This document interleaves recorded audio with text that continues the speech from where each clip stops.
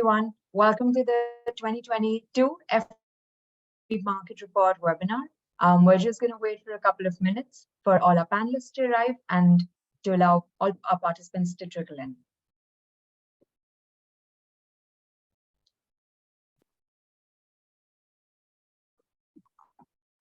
Good morning, good afternoon, good evening, everyone. Well, hello, Martin. Hello, everyone. Good to see Monica. Hi, Daksha. Hi, Musli. Hey, hello, nice to see you. Great to be Hi, with Martin. everyone. How are you? Appreciate it. Excellent. Thank you. Looking forward to the webinar very much. Yes.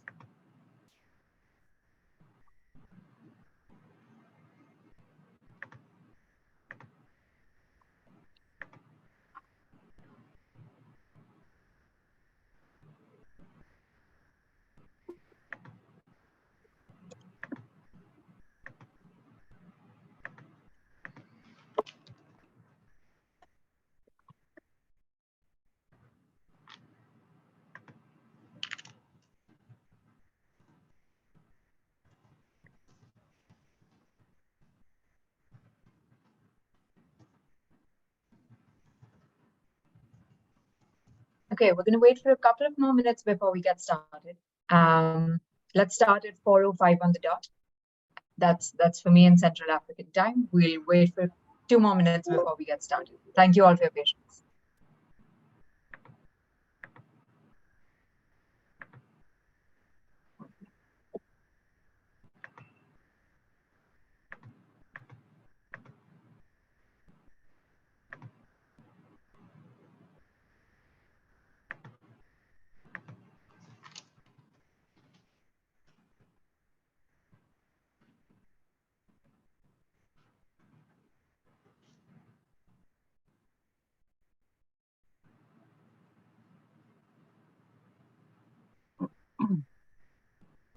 People are still trickling in. All right. 9:05 seems like a good time. I had lots of last minute requests this morning, MC, for the Yes. people who wanted to join. So, including several of the key colleague manufacturers in Asia. So I do hope they've been able to link as well. Right. They should have received the link. I'm hoping that they. The beauty of technology. I think sometimes it's important to receive it several times, isn't it, as well? That's right. So many things going on. It is that time of year, is it not?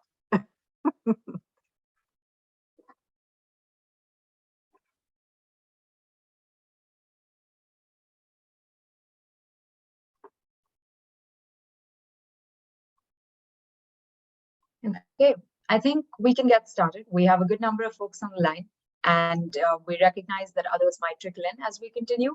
But let me get started by introducing myself. I'm Daksha Parmani. I'm an associate on the Clinton Health Access Initiative's Global Markets team, and I've been leading the effort on the Family Planning Market Report this year from the TRI side.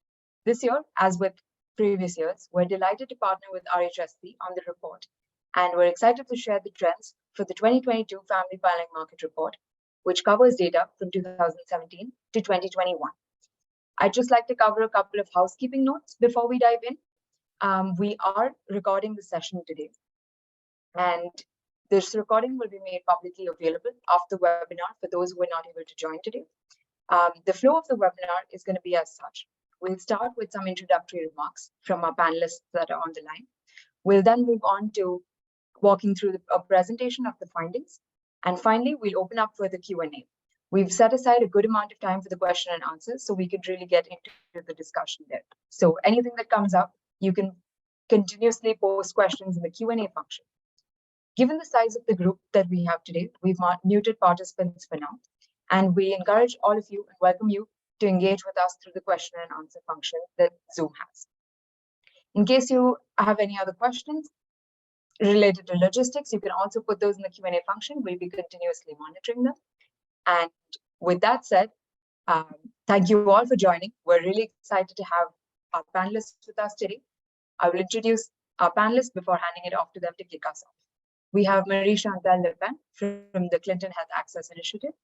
We have Martin Smith, who's recently been elected as the director of RHSC. Congratulations, Martin.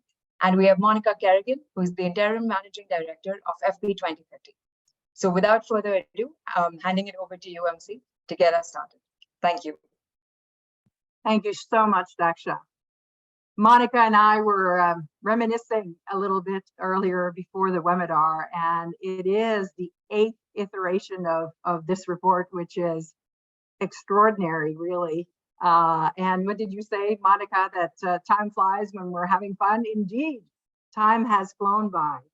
So it is a testament, really, to this community that this report year on year remains an important tool. We are very, very pleased to once again share this with our partner, RHSC, and with our additional partner, FP 2030. We thank them from the bottom of our heart for their partnership, their insights, their contributions on a yearly basis to the report. We are all as a community united in our aim to increase visibility of SRH markets. And we continue to do so, certainly with an objective of serving the people in these 83 countries that are covered by this report better, enabling the community to make better decisions for them. We are truly pleased to announce that again this year we're adding one more supplier to our list and roster of contributing partners. So thank you to Renata for joining our forces this year.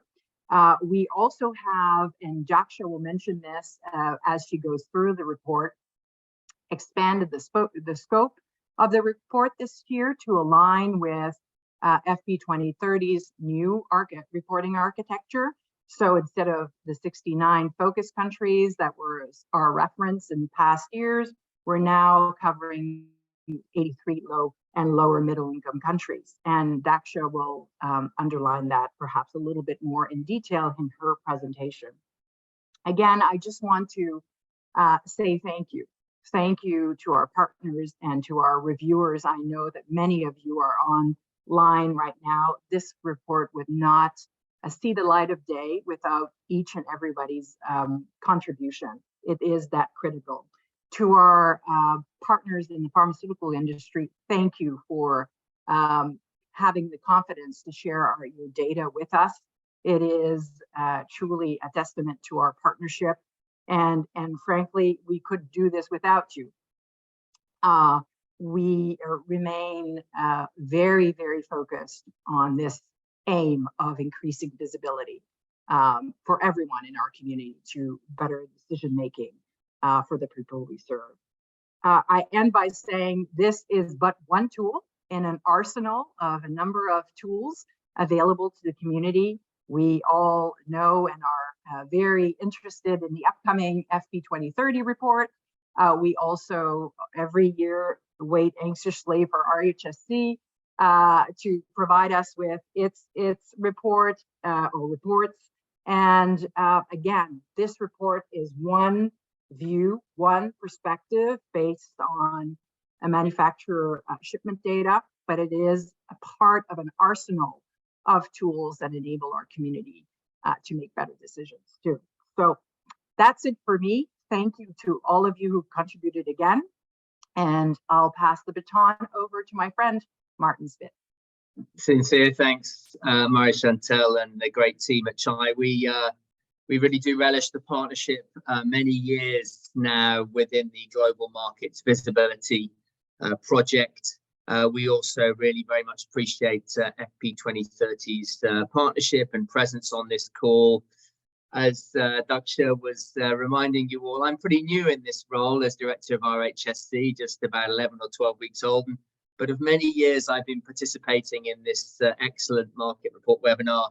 My previous role in FP 2030, great to have Monica and Jason with us Sincere thanks to the manufacturers, as Marie-Chantal has said, many of whom I saw in Copenhagen just a few weeks ago, and also to our great colleagues at USAID and UNFPA for their partnership in this report. So just a few very quick remarks from me, because we're keen to get into the meat of the report, of course. So I think it's very important to state up front that despite COVID's ongoing disruption to SRH funding services and supply chains, that our supplies community has continued to work exceptionally hard together to mitigate the impact of these challenges. And I think we're collectively quite clear-eyed about the challenges that continue to lie ahead of us, and yet we draw confidence from the resilience, the collective resilience that we displayed over the course of the last 3 years. And I think we drew on the collective strength and knowledge of our RHSC partners.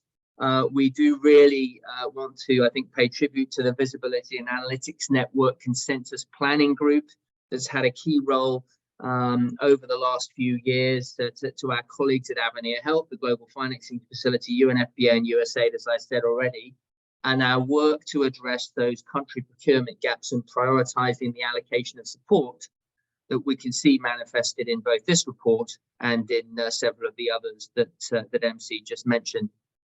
Happy that we're expanding the countries, as MC said, expanding the suppliers. Great to have Renata from Bangladesh, additional data this year, and expanding in terms of our focus on methods. Excellent to see the insight on hormonal IUD in this year's report. And so in these uncertain times, continuing uncertain times, we believe the rich data that's contained within this report is going to help our members of RHSC, 555 strong at this time, better understand those procurement trends, which in turn can be very, very useful in forecasting demand, planning those market shaping interventions, product distribution and marketing, and in other activities that aim to enhance access. Just a couple of other quick points. So the data from the report very much aligns with RHSC's continued work and focus on the impact of COVID-19 on RH commodities. And to shed further light on this, on the impact of COVID-19 on FP commodity financing and procurement, we will issue a detailed report on domestic and donor financing of family planning supplies in early Q1 of next year, in Q1 of 2023, through our Compass initiative. And this activity has been worked upon closely and researched by Avenir Health for RHSC, and the report will contain 2 key elements: a quantitative trend analysis comparing the pre-COVID trends with the last 2 years, as well as a qualitative review with country case studies that is informed by global stakeholder interviews. So we feel that this report, along with the market report, along with the FP 2030 measurement report, is a critical insight into what has happened and what is likely to occur going forward. So I think as we continue the evolution of this report, I think it will be particularly fascinating to look in detail at procurements made by ministries of health and those government-affiliated procurers, as well as social marketing organizations. Indeed, in some ways, there's no better sense of the changing world we're in than what countries are doing themselves directly. And in this regard, it's very interesting to see the 50% rise in the UNFPA's third-party procurement between 2020 and 2021 as perhaps a signal function of that particular facet. So in addition, and lastly, RHSC's LEAP report, the landscape and projection of reproductive health supply needs analysis, suggests that this total number of contraceptive users in low and lower middle income countries is going to increase by 88 million users in 2030 as compared to 2019. Therefore, the demand for contraception will likely continue to grow. We know this, which will also drive the need for increased contraceptive procurement funding over time across different funding streams, as well as the need for continued efforts to enhance contraceptive availability and accessibility. And RHSC will very much be at the forefront of our collective efforts as a community in all of this work.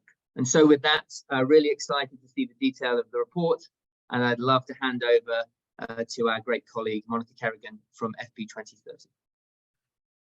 Thank you so much, and good morning, good afternoon, and good evening. Warm greetings from wet Seattle. On behalf of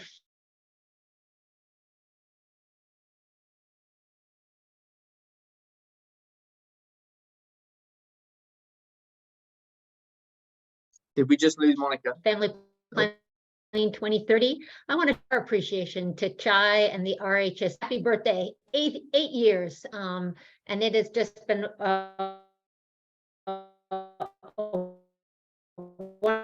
wonderful opportunity to partner together. I want to also thank the whole community. Is so special. It's great to see this work.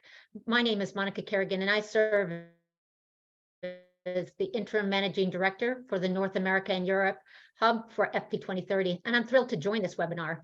And we also have Jason Bremner, the senior director for data and measurement, on the line today, and you'll be hearing more from Jason later in this webinar.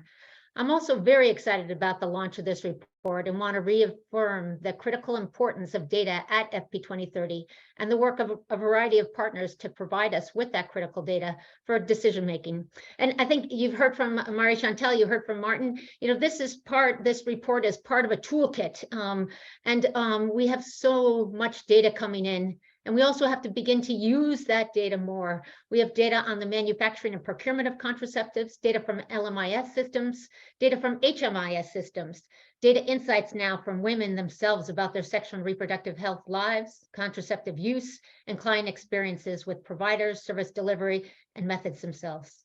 This CHI report is an important piece of the puzzle that we are keenly interested in using and analyzing every year with other pieces of data to get a better understanding of family planning progress. Another essential piece of that data is the FP 2030 annual measurement report, which we launched at ICFP a few weeks ago. And we'll be sharing with you, I think Jason's going to put that in the chat. Very excited in January to launch that report in partnership with the community. There are two important findings from our report that I'd like to highlight as context for this webinar. First, it's exciting to see that over the last decade, 87 million more women and girls, and the demand and thus the need for more commodities continues to grow. Second, the data in both reports highlights the rapid changes in method mix over the last 10 years, with LARCs becoming more accessible and new contraceptive products being introduced. I'm very excited to leap into this in the Q&A. As we look into the future, we are excited about the prospect of new and improved methods, and we will need to continue as a community to invest in the data to understand how contraceptive markets, health systems, and consumer preferences are changing to ensure agency, access, quality, and choice for all. We look forward to your questions and engagement, and thank you again, Chai and RHSC, for your valued partnership. I'm going to be turning this over to Daksha right now, and she's going to be walking us through the key trends and findings. Thank you so much. Thank you to all our panelists for their remarks. It's extremely interesting to hear from all of you. And I'd also like to reiterate a big thank you to RHSC for their continued partnership on this initiative. And especially thank you to all the participating suppliers and stakeholders for making this year's report possible. Without further ado then, let's dive into the key trends and findings of the report. Just to recap, this year, we're presenting the 2022 Family Planning Market Report, which covers data from 2017 to 2021. Before we get started, I'd like to provide an overview of the Global Markets Visibility Project. The Global Markets Visibility Project was designed to remedy information gaps in the reproductive health and commodities market. The purpose of the Global Markets Visibility Project is to foster collaboration between multiple suppliers and stakeholders. This report is one of those key collaborations to enhance information visibility in the contraceptive market. As our panelists have mentioned, this report is complementary to other reports and tools in the space, and it is additive as it captures supplier shipment data across a variety of sources. This is as opposed to perhaps capturing just a subset of buyers who may choose to opt in to sharing data to public databases. This year, we'd like to welcome a new supplier, Renata, who we add to our list of 17 suppliers that are up on the slide. We're grateful to their collaboration in making this report possible. This year, we also have an expanded geographic scope, as MC mentioned. The public sector market this year covers 83 low and lower middle income countries, as opposed to the 69 FP 2020 countries that we covered in previous years. This expanded scope mirrors the new global partnership and measurement structure for the SRH community that was announced by FP 2030 in 2021. This report serves as an important decision-making tool for policymakers, partners, governments, funders, and suppliers, and it has been a critical tool in use since 2015 and continues to provide comprehensive and reliable data related to family planning in the space. I'd like to provide an overview of a brief note on the structure of the report. The Family Planning Market Report is divided into 4 key sections that lend different angles of visibility into the public sector contraceptive market. These are the supplier shipment analysis, the global procurer spend analysis, a discussion with our stakeholders, and finally, we have an appendix section. The supplier shipment analysis really forms the foundation. It's the heart of the report. We have 17 participating suppliers who each year share confidential shipment data with CHI. We then aggregate this volume data across all methods of modern contraception for confidentiality purposes, except for male condoms, for which we use RHSC. Given the fragmentation in the male condom market, we use RHSC, which is a publicly available database, to provide a comprehensive coverage of the market. Once we've collected volume data across these different methods, we can then make calculations to size the market. For doing this, we use publicly available pricing information on unit prices that are published by UNFPA's contraceptive price indicator. We choose this database as it is consistently updated and publicly available throughout the different years of the report. It's critical for us to provide this visible and public view of the public sector contraceptive market. Similarly, to calculate the couple years of protection, CYPs. CYPs here stand for couple years of protection. That is, the duration of contraceptive protection provided by different methods over a 1-year period. We apply the most updated CYP factor assumptions published by USAID. As many of you on this call might be aware, the CYP assumptions were updated in January 2022, and we have factored these most updated assumptions into our report. The supplier shipment analysis is supplemented by the global procurer spend analysis. The 2 large procurers of contraceptive commodities are UNFPA and USAID. Each year, in partnership with these procurers, we publish data and analysis on contraceptive spend trends in the public sector market. Our view of USAID's contraceptive spend comes from their publicly available report called the Overview of Contraceptive and Condom Shipments Report from 2017 to 2021. For UNFPA's data, we work directly with UNFPA's procurement services branch to gather data regarding contraceptive spend within these 83 low and lower middle income countries. The discussion with stakeholders is an interesting addition to our report. Knowing that there's a variety of tools within the space, we leverage existing literature to supplement our analysis. This year's report includes analysis from RHSC's LEAP analysis and the FP 2030 measurement report to make sure that this report is in conversation with other resources in the space. We also conduct extensive stakeholder conversations that go beyond the data in this report to add some qualitative color and context to the analysis. We will cover the output from these discussions towards the end of our presentation, which will be quite enriching. And finally, we have the appendix section, which covers the methodology and assumptions used in the report in great detail. Additionally, we also provide visibility into the Bangladesh and Indian markets, as both these markets have active domestic procurement landscapes. Moving on to the insights from this year's report. Before we do that, I'd like to appropriately frame the trends that we analyze by looking at the report's coverage and scope. The report's coverage and scope are as follows. The report covers 83 low and lower middle income countries. The new countries that have been added this year are up on the slide. The report also provides visibility into only the public sector. For the purposes of this report, we request suppliers to provide us with public sector shipment details, which includes orders from ministries of health, government-affiliated procurers, public sector procurers such as UNFPA and USAID, as well as social marketing organizations. And the methods covered in this report are all product-based methods of contraception. These include male and female condoms, oral contraceptives, injectables, implants, and IUDs.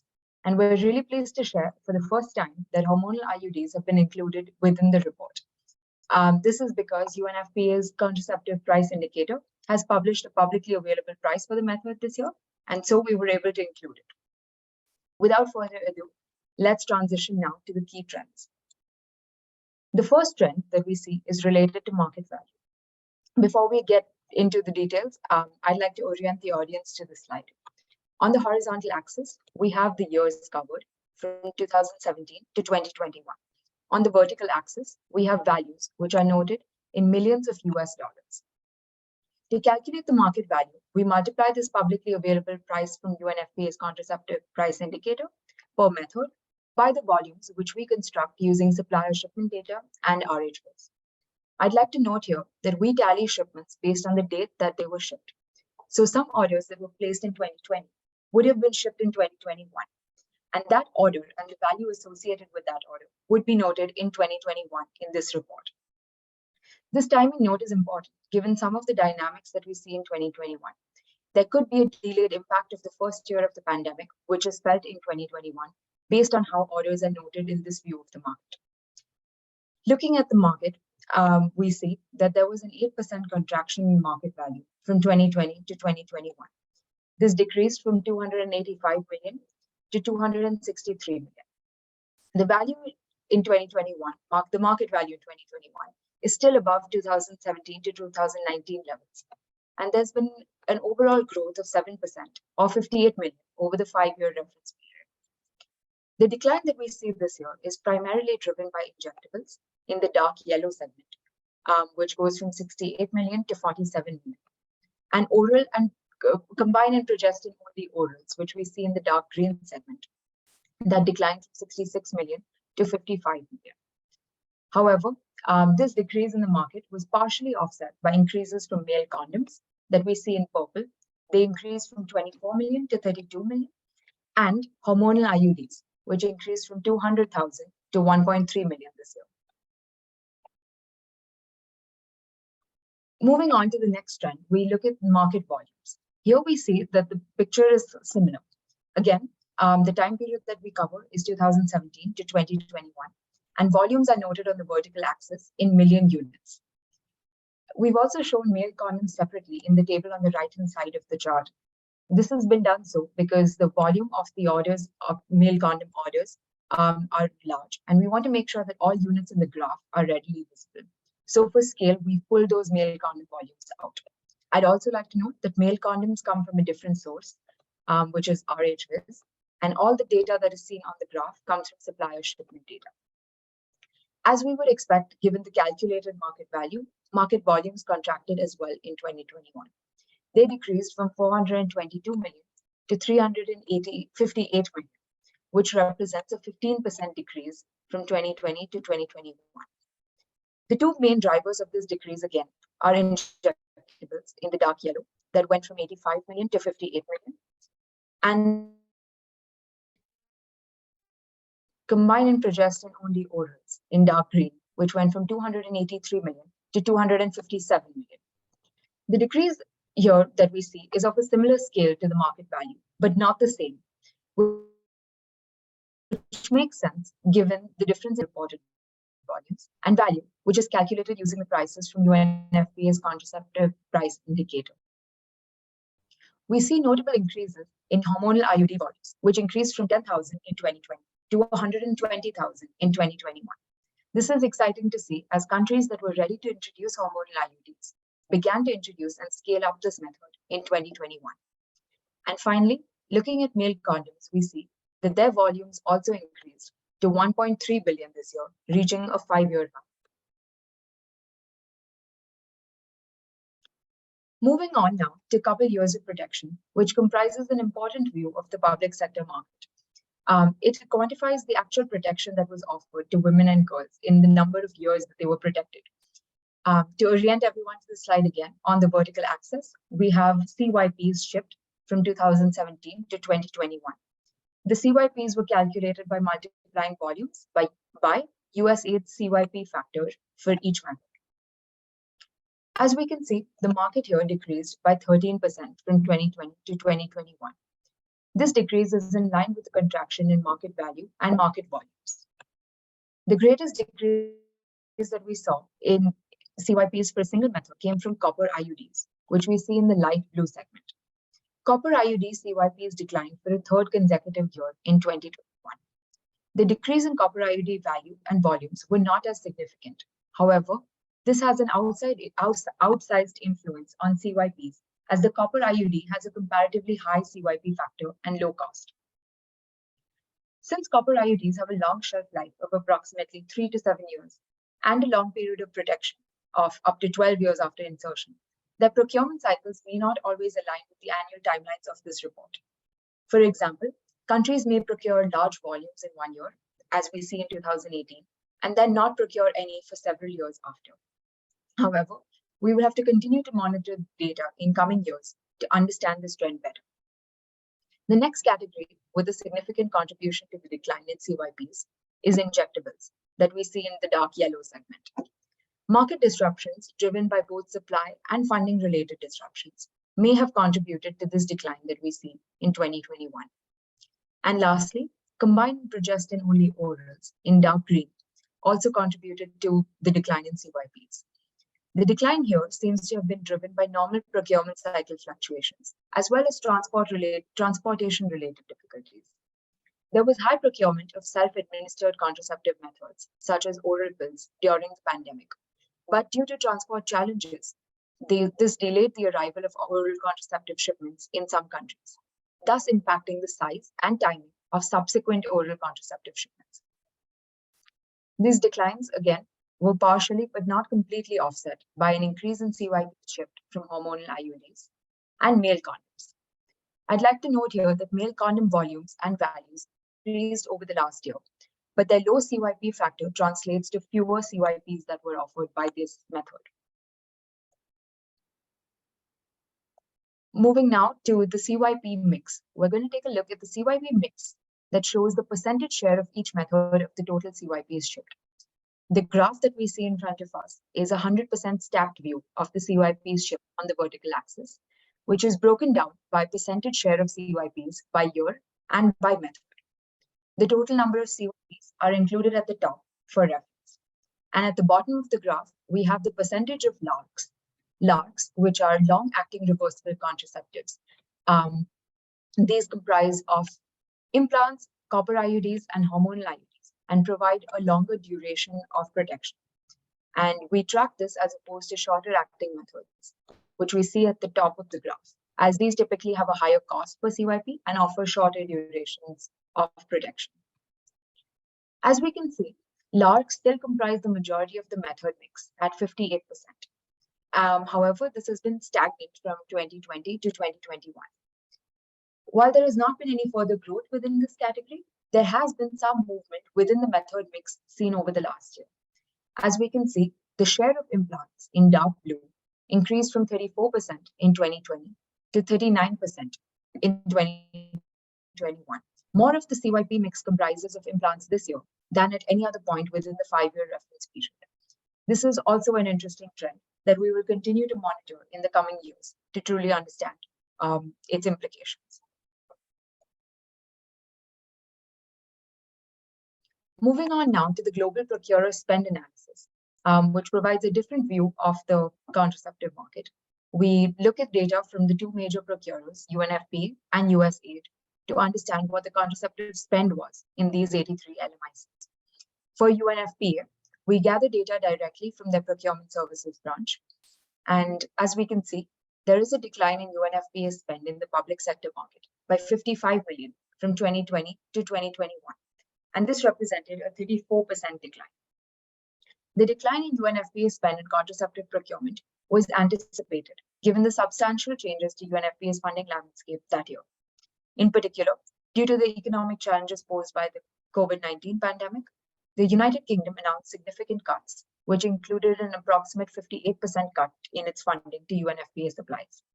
Other governments, foundations, and donors did step in to mitigate the impact of these funding cuts. However, these contributions were not sufficient to meet all programmatic needs and fully close the funding gap that we saw in 2021. Coming to USAID. USAID's data is collected directly from their overview of contraceptives and condom shipments reports, This is a publicly available source. And I'd like to note here that we exclude male and female condoms, which are captured in their HIV/AIDS prevention programs. So just to keep things, the comparison apple to apples, we have excluded male and female condoms from this comparison.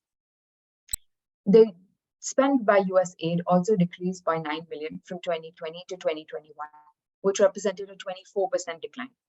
US aid spend has fluctuated yearly between 34 million to 50 million from 2017 to 2021. And US aid spend in 2021 falls within this range. The 2021 US aid's overview of condoms, contraceptive and condoms shipments report highlights a few key drivers of this downward trend. These include shifts towards increased domestic financing in certain countries, fluctuations due to procurement cycles, and the COVID-19 pandemic.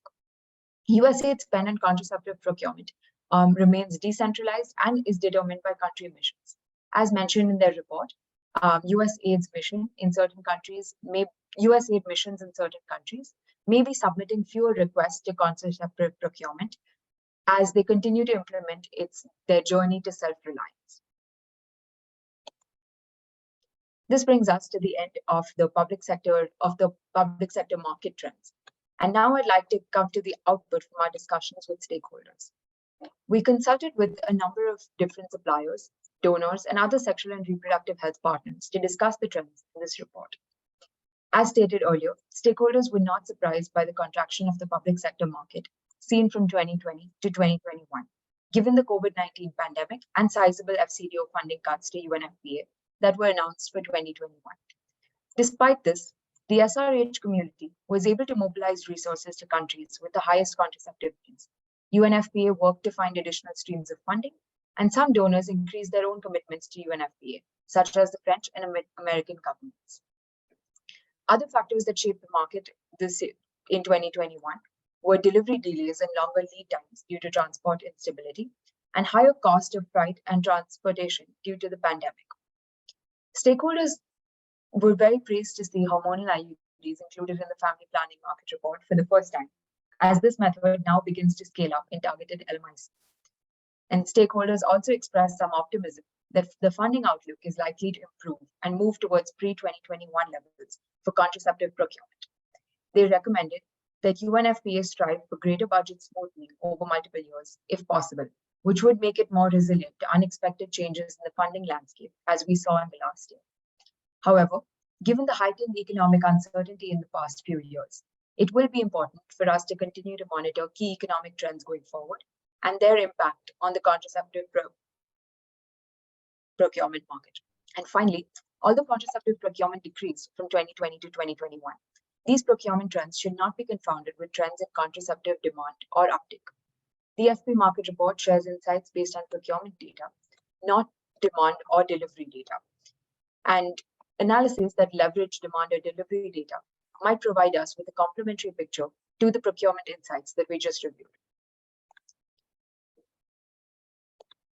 And this brings us to the end of our key trends and findings for this year. I'd like to thank the audience. Thank you all for your attention and listening through our analysis. If you would like to dig deeper into the contents of the report, you can find it on the CHAI and RHSC websites or on the link that's up on the screen. We're also always eager to collaborate with new suppliers, and if any suppliers on this call are interested in joining the report, you can reach out to me via my contact details that are up on the slide. And with that, I'm going to hand it over to Jillian to take us through the question and answers discussion. Thank you so much, Daksha, for the overview of this year's Family Planning Market Report.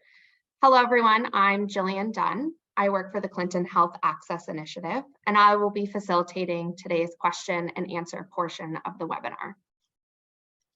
At this time, we'll open the floor to questions, and I'm looking forward to hearing more from our panelists and our audience. As a reminder, please use the Q&A function on the toolbar in Zoom to submit a question. I do see that we have questions rolling in here. So Daksha, I will start with you. Our question states, given new product introductions such as hormonal IUD, can we expect to see new products reflected in the report moving forward?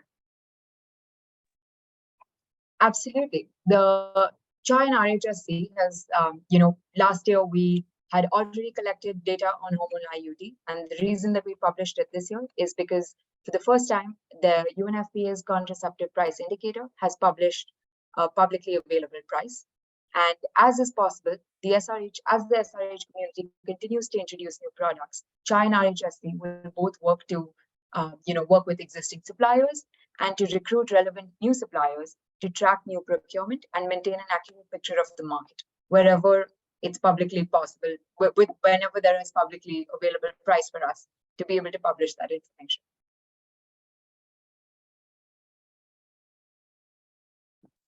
Thank you, Daksha.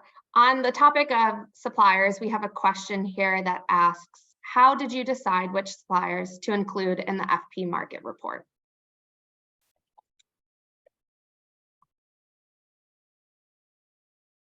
The FP market report historically, sorry, just give me a second.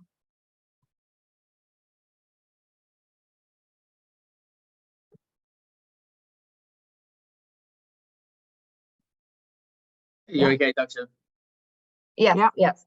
When the Global Markets Visibility Project was began in 2015, the initial list of participating manufacturers was derived from calculating which manufacturers had the most share within each method in RHI. RHI was the database that was hosted by UNFPA, and it contained data on contraceptive shipments for over 140 countries from major contraceptive donors and procurers. The community has since transitioned to RHPIS, a series of public-facing dashboards which combine historical procurement data with live shipment data. RHSC and CHI have since continued to monitor these databases and add new suppliers to the report to enhance market visibility as is needed. We also continuously reach out to new suppliers as we are aware of their participation in the market. And once again, welcome and are eager to partner with suppliers that are on this call that are not already part of the report. That's correct. I think Martin and I are want to jump and invite any potential new partners within the pharmaceutical industry to reach out to us. We, as Daksha indicated, always welcome new partners to this endeavor.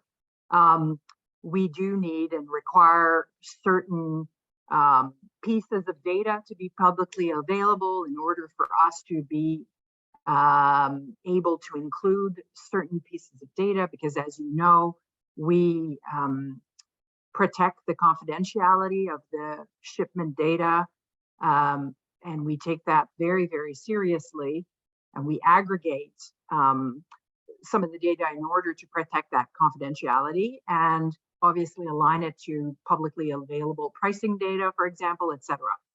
So there is a process that ensures that all of our partners are satisfied with the product and the output that is generated for public consumption. But obviously we are extraordinarily open to speaking with new additional partners within the industry. So please reach out to us or to Martin or Monica, and we'll gladly have that conversation. Absolutely, absolutely happy to have those formative conversations about what's involved, and it's great to see new suppliers, new manufacturers joining RHSC every week and engaged in our visibility and analytics network. So this is a further area we'd love to explore. Great, thank you all. Our next question asks, why has the share of implants in CYP's shipped method mix and in terms of market share been increasing since 2018?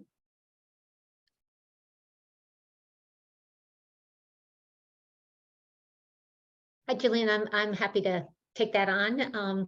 There's been movement within the LARC subcategory with the implant share of CYP shipped increasing every year from 2018 to 2021. And when you think of it, we've had the price reduction for almost 10 years now, and it's so exciting to see that a lot of input and investments have been made at the country level in terms of both the procurement side, but also the training and the accessibility and the availability of implants. And in many countries, and you'll hear more from Jason Bremer on the measurement report that's coming out, that we've had tremendous increase in at least 10 countries where you see, now implants as a predominant method in sub-Saharan Africa. And a lot of it is because of the investments in infrastructure and the time that people and countries have taken to prioritize expanding method choice for all people. And so I think one of the things that is exciting to look back, when we started off, implants was a very small share of the markets in many countries. And it's thanks to the investments of the manufacturers, also of UNFPA and USAID, and especially country governments and stakeholders on the ground that have really helped us and the world increase access to new commodities and including implants. So I think one of the things that you'll be seeing is much more data coming out on LARCs, and I think, as Daksha mentioned, this is the first year that we see a hormonal IUDs. It's not just implants. You begin to see that uptake around the globe, and that's thanks not just to the investments in procurement, which are so important, right, but also to the investments in the health systems in the public sector. So I'm excited to continue to dig into that report, and I think one of the things that we'll see in the FP 2030 measurement report is much more information on countries and the huge changes that we're seeing in people's preferences on contraceptives and the ability of the public sector to take this to scale. So thank you so much.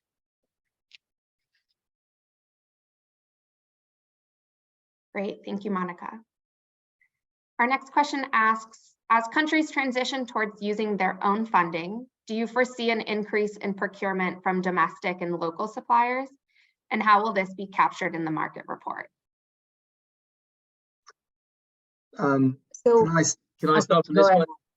No, Daksha, you sure? Yes, go ahead.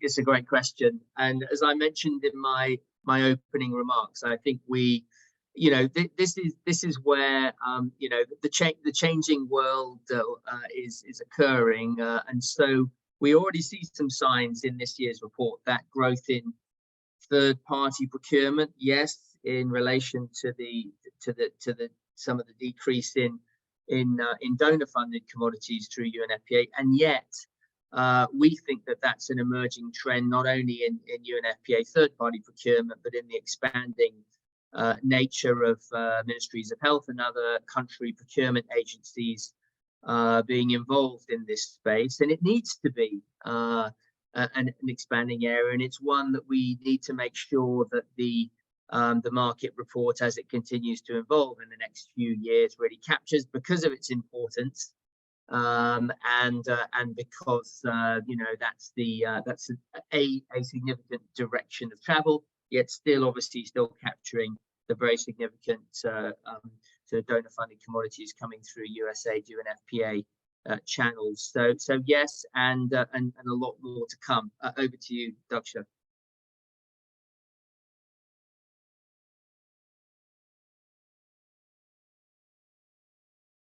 And you're on mute, I think, Daksha, for me anyway.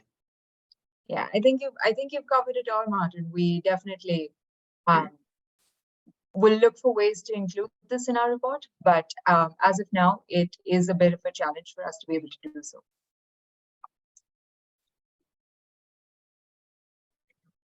On the topic of an ever-changing world, we have a question here that asks about the COVID-19 pandemic. So, will contraceptive procurement continue to be impacted by COVID-19 in the following years? Again, I'll just make a quick comment here, referencing my remarks at the beginning. So yes, absolutely. The reverberations of the disruption are going to be there for many years, to come. We'll publish this report in the first quarter of next year, which really looks in detail at what's happened in terms of a trend analysis on domestic and donor financing of FP since the onset of the pandemic, and look at many of those trends. But I think we can we can know for sure that the sort of market disruption that has occurred is going to be with us, and those echoes are going to be with us for quite a long time yet, particularly in some of the changes in donor funding that Daksha noted in her presentation. I'll hand the baton over to other panelists, or to Daksha here, Gillian. I think it's, we're going to have, it's going to be interesting. I don't know. I mean, none of us have a crystal ball. However, we've observed an interesting year in 2021, and I believe we're going to have another interesting year in 2022. We are seeing, and to Martin, you're underlining the community's resilience. We heard Daksha talk about additional donors coming to the fold. I think there's going to be a bounce back, or it looks like we're going to perhaps see a bounce back in 2022. And then it's going to be about what does 2023 and more of a stable year, unless there's, God forbid, something else that happens in 2023. But I think it's going to be interesting to see back-to-back 2021 data versus 2022, and how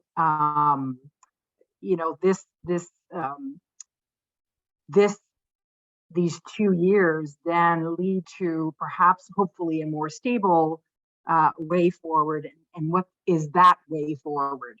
And what does that look like? And there are so many elements to include in this new perspective, including more domestic funding, et cetera, enormous number of pieces that come to play. So this is going to be an interesting few years. And I think Jason is here. And did you want to add to that, Jason, from FP 2030? Perhaps introduce yourself to the group first. Yes, thanks. Sorry for the delay in joining. Jason Bremner, Senior Director for Data and Measurement at FP 2030. And just wanted to come in and say that despite the impacts on financing and on procurement noted here, I think there is a story of the resilience of health systems, whether that's public and private sector, and of women using contraception. And we haven't actually seen a decline in contraceptive use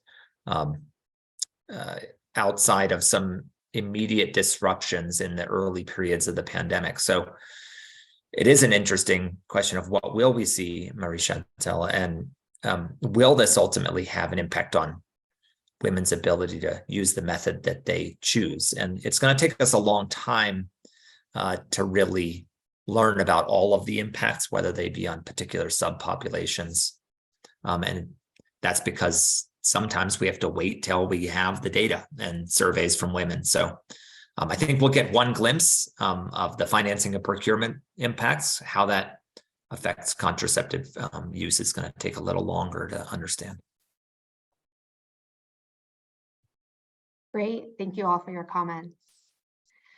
Our next question asks, I noticed some of the numbers from 2022 are slightly different than the numbers in last year's report. And the question asks, were there any changes made to the data set? I can take this one. So I'd say there are 3 primary reasons why there might be, changes in historical numbers. One, because we have an expanded geographic scope this year. We've covered 83 countries as opposed to the 69 FP 2020 countries we covered in previous years. We've also gone back and asked all suppliers to provide data for the previous years as well for these additional new countries that are included. So the changes are coming from the expanded geographic scope. We also have a new supplier that has been added this year, Renata, as we mentioned. So their data has also been historically incorporated into our data set. And finally, in this report, we've transitioned from using the RHI dataset to the RHWIS dataset for male condoms. And accordingly, there have been updates to historical numbers that might be made to reflect this transition. So these 3 kinds of updates in our data source might drive differences that we see in historical numbers. Thank you, Daksha. I believe we have time for one or two more questions. So our next question asks, do we know the trends for DMPA SC versus DMPA IM? So while we do collect that data from our suppliers, we are unable to comment on method-specific trends in order to protect our suppliers' confidentiality, and we only present the trends at the overall market level. However, I can open this up to maybe Jason to comment on a little bit on the demand side of the difference that we see in these two products.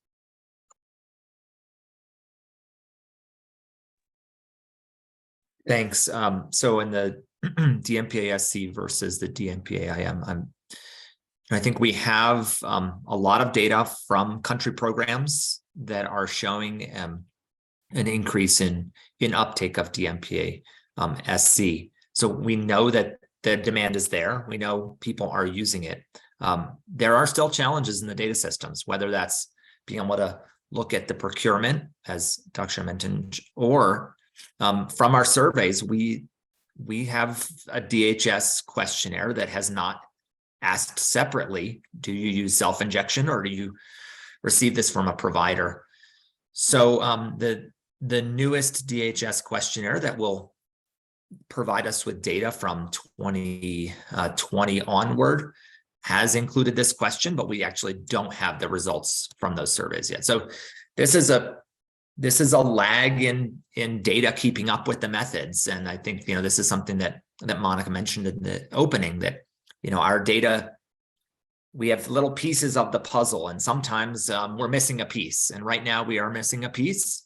And I look forward to the coming years where we're able to really better assess the uptake of self-injection and self-care methods. But we just don't have it on hand, except for, particular providers and programs that have some data on that. So stay tuned. We'll have more information, I think, in the next few years. Thanks. Wonderful. Thank you, Daksha and Jason, for your comments. So at this time, we're at the top of our scheduled hour together. We still have some remaining questions that we were unable to answer due to our time. So we welcome you to reach out to Daksha or to one of our panelists to provide any further information.